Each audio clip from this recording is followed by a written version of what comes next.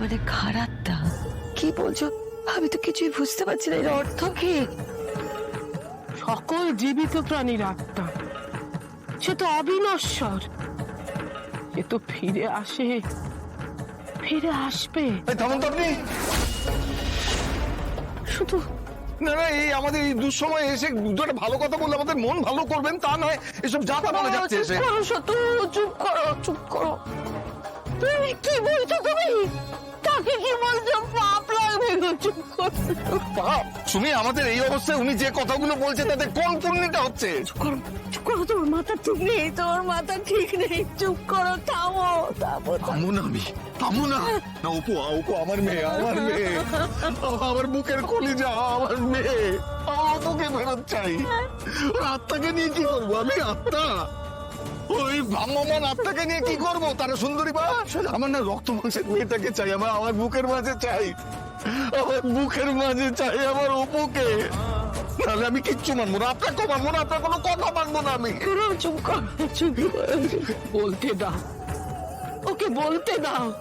বলে যদি ওর কষ্ট কমে, ওকে বলতে দাও। কষ্টে আমারও যে বুক ফেটে যাচ্ছে।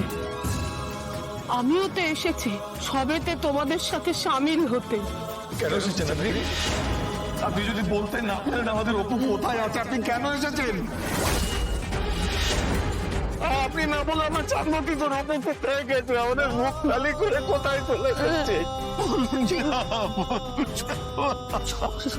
কি বলবো আমি? যা বলার মা রুদ্র মাতঙ্গীই বলবেন। ঠিক আছে, আমার যখন কিছু বলারই নেই, আমি আর এখানে থাকবো না। সুন্দরী মা, সুন্দরী মা, তুমি এইভাবে আমাদের সকলকে ছেড়ে যেও না।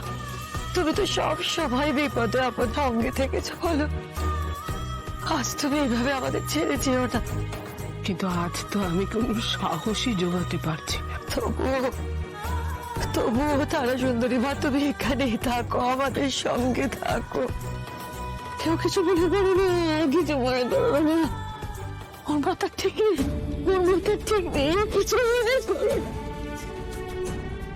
যেও না, আমাদের ছেড়ে যেও না, তুমি থাকো। জয় মা, জয় মা, জয় মা, জয় মা, আমার মেয়েটাকে ফিরিয়ে দাও।